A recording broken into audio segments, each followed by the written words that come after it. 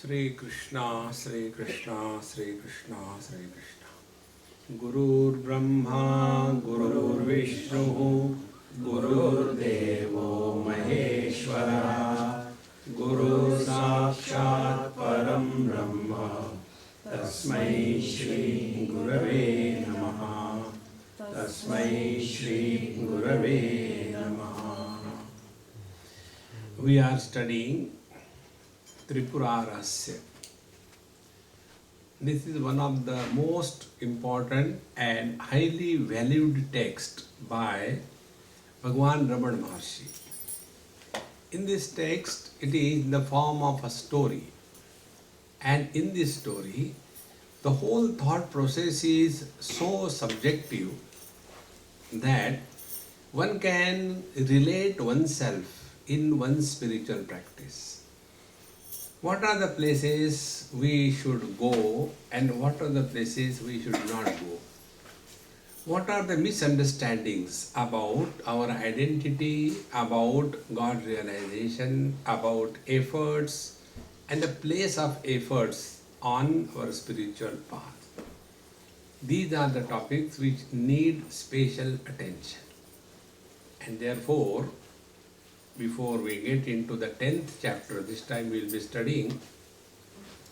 In this 9th chapter, what we have studied last year, I am 100% sure you all must have forgotten by God's grace.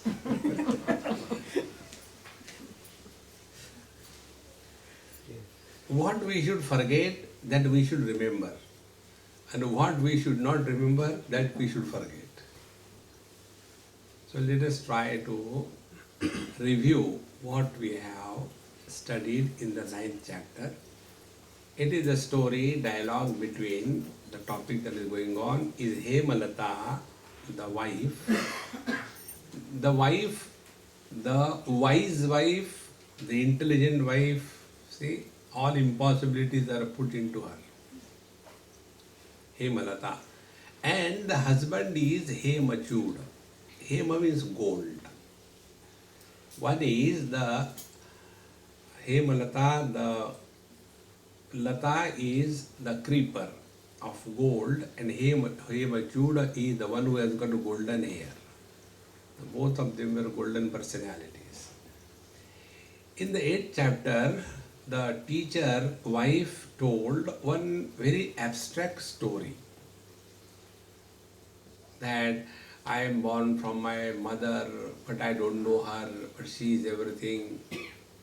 The story goes. Now, what is the meaning of this story? This husband disciple, Hemachud, is not able to understand. Therefore, he says, whatever you told me, I have understood it, and I feel that I have really got it. However, I am unable to relate it. So I am in a confused state, whether I got it or it is an imagination. Therefore, kindly tell me in clear terms, what is my essential nature? And when this was said, then the teacher wife tells, look here, my dear husband, I shall tell you the secret about this truth. The truth, the self, can never become an object of knowledge. The first mistake that we all do is try to get experience of. It is only experience, not experience of. And because of our old habit, because everything we have known, knowledge of, experience of, and addition of to this experience creates objectivity. And wherever there is objectivity, there is no truth. And therefore, I shall tell you that this self neither can be spoken of, nor can be described, nor can you know about it, because you are that. And therefore, if anybody is telling you that I will instruct you in God realization, he is cheating you. Nothing can be told. It is something like somebody tells you, I will show you your eyes. Even God cannot show us our eyes. What He can show is only the reflection, not the original eyes. Because eyes are the seer and eyes are the seen. So, eyes may be functional, very effective in the objective perception of the colors and forms. But the same eyes become important, invalid, when it comes to seeing themselves. In the same manner, this self can never become an object. Therefore, this can be only experienced as one's own being.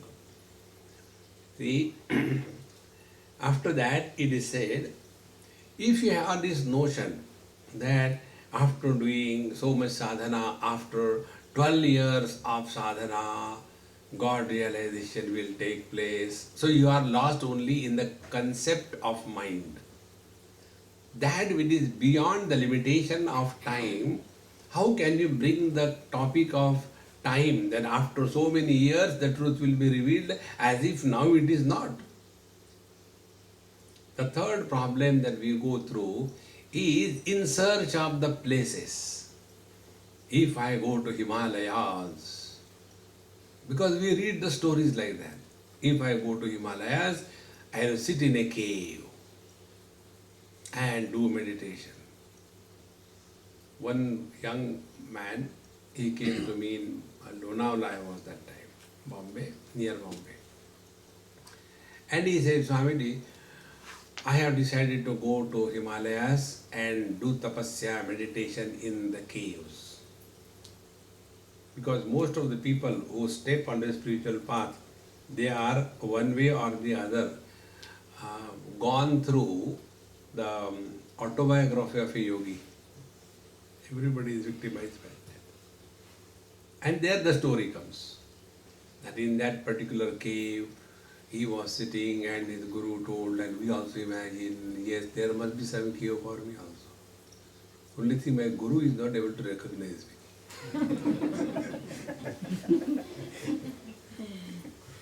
So, let me go and introduce myself. So, this student, he came to me and asked. I said, okay, very good idea. But before you go to Himalayas and in the caves, let us do an experiment here. Then you go. So near Lonavala, there is a place called as Karla, and there are many caves in the mountain. And there is a very nice Devi temple.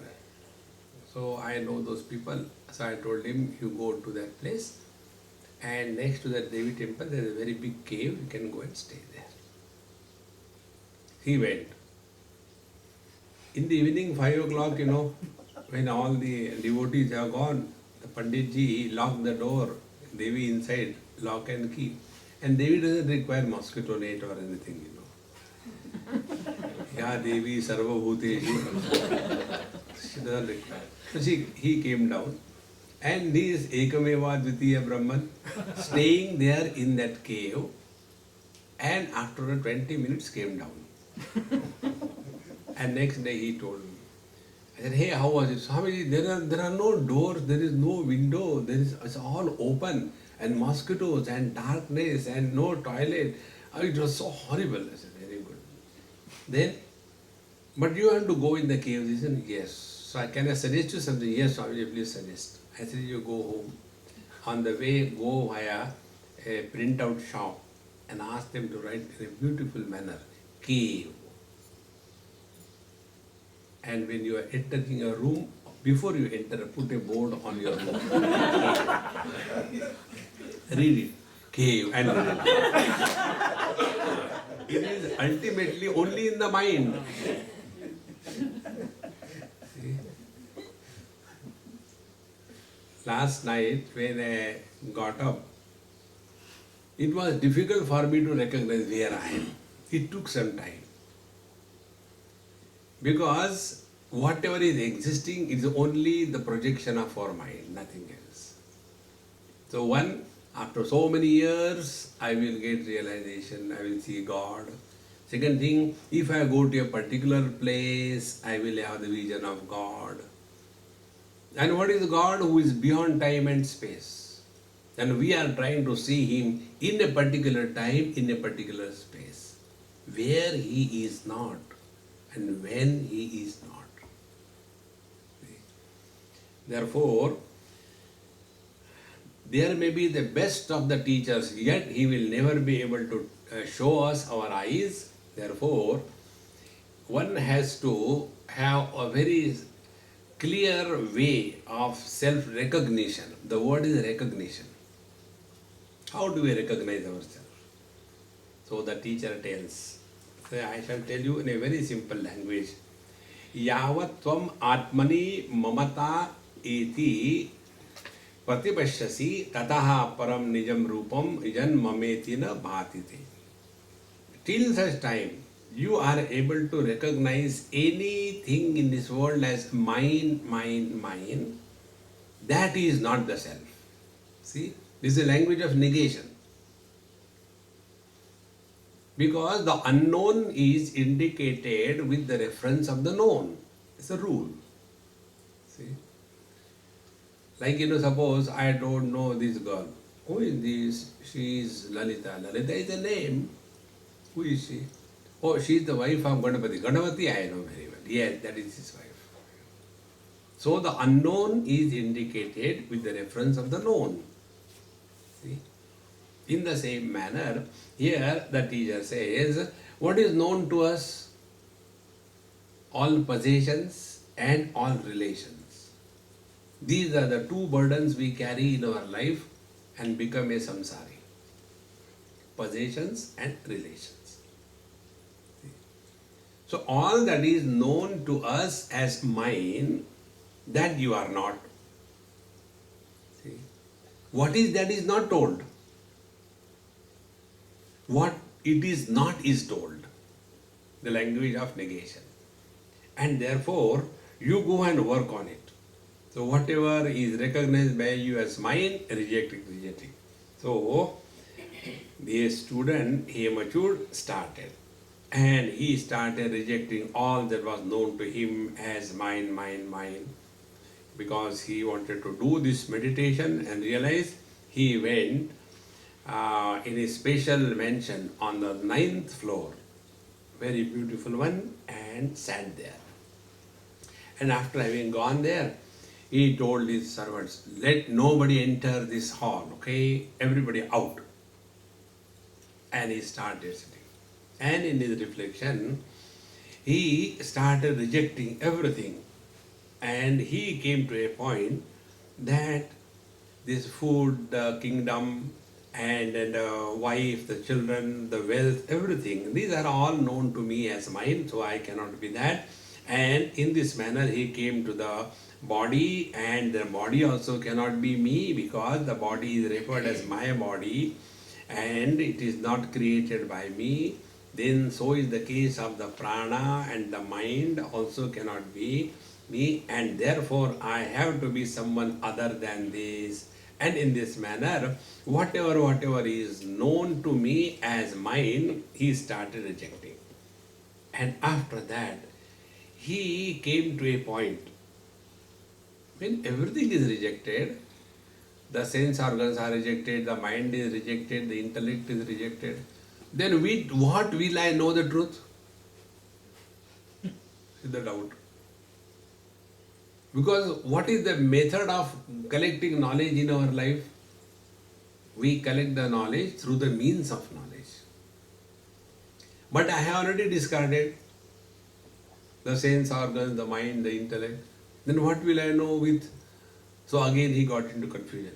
And therefore he was thinking, if everything is rejected, then how will I know myself? And again got lost in confusion. And finally he decided, okay, let me at least do this part, and he kept quiet. And when he thus kept quiet, he experienced pitch darkness. When everything is rejected, nothing was there. So he experienced pitch darkness. And then he thought, oh, this is what is God realization. Oh, I am so happy. And there, let me try it again. And again he tried. But this time he had a different experience, not darkness. There was an experience of bright sunlight. Oh, this is also another way of the God realization. And he stayed in that for some time. And then he thought, okay, let me see whether there are any other options. And again he did Chitta Vritti Nirodha, and then he entered deep sleep for a long time. And after that was over, then in that deep sleep was just to break, he started seeing wonderful dreams. And thereafter, he got lost. The dream was the play of mind. Maybe the darkness and the light that I saw was also a dream. It was nowhere near the God realization.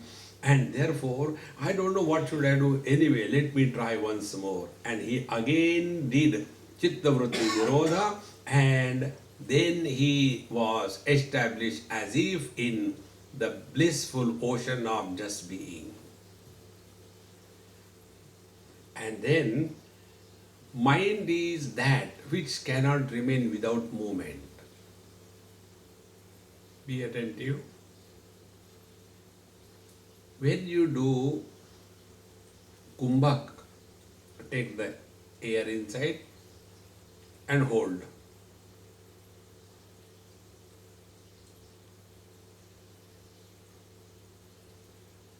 The movement of the mind stops for a moment. Where there is gati, movement, there is samsara. Where there is no gati, no movement, there is no samsara. Therefore, what we do? Anyone who steps on the spiritual path unknowingly starts doing it. Meditation means sitting in one posture, should not move. Meditation means closing the eyes. Why, if the eyes are open, the God will run away or what?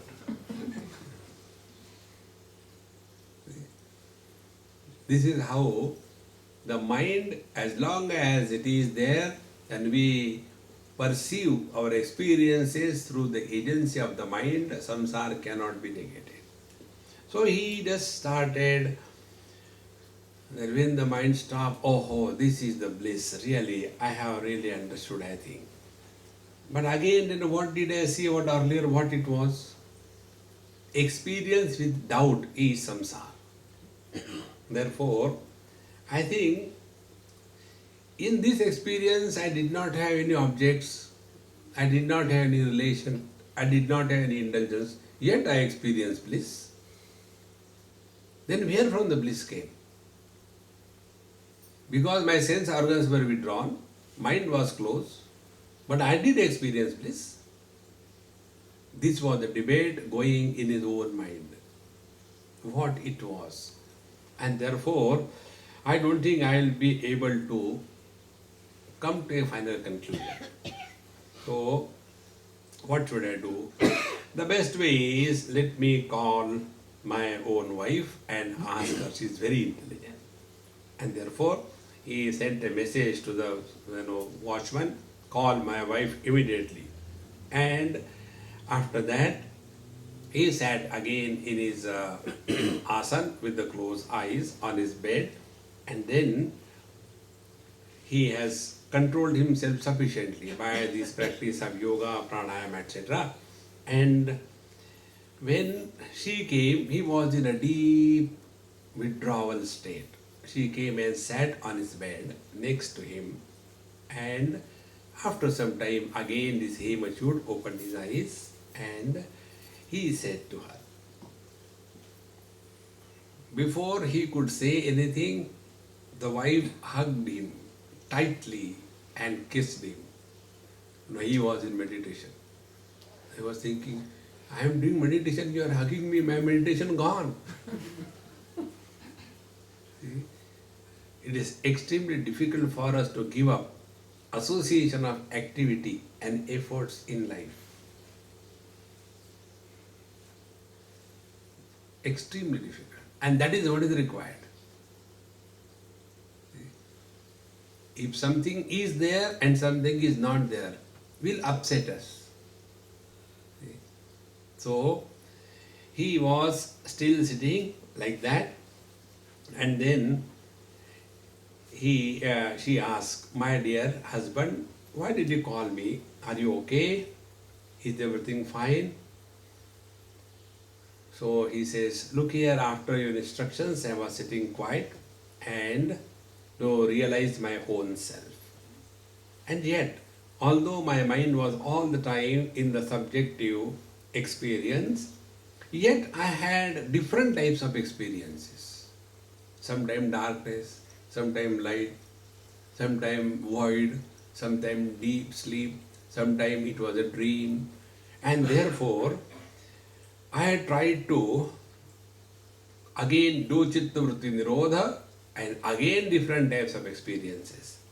Therefore, I am not able to ascertain that what is the exact meaning of self-realization. Every time it is different. See, it is like our rasam. Every time you do it is different. It is not the same. Therefore, kindly tell me whether this is the truth or something else. So the wife said, "Look here. The type of efforts that you are putting to control the mind by pranayam, chitta vritti nirodh is required, and all the seekers have to do it. It's good you have done that. However, one should be very clear. By doing pranayam and chitta vritti nirodh, truth is never revealed." See? By closing the eyes, can we see the eyes? By opening the eyes, can we see the eyes? If our effort is that I want to see my eyes and therefore I close it. And if somebody gives you open your eyes, oh, eyes gone. No. Therefore, another obstacle that comes in the life of every seeker is this, that under a particular condition, this is the cause of God realization. And therefore, the teacher says that Chitta Vritti Nirodha, the suspension of thought formation, cannot be the cause of self-realization.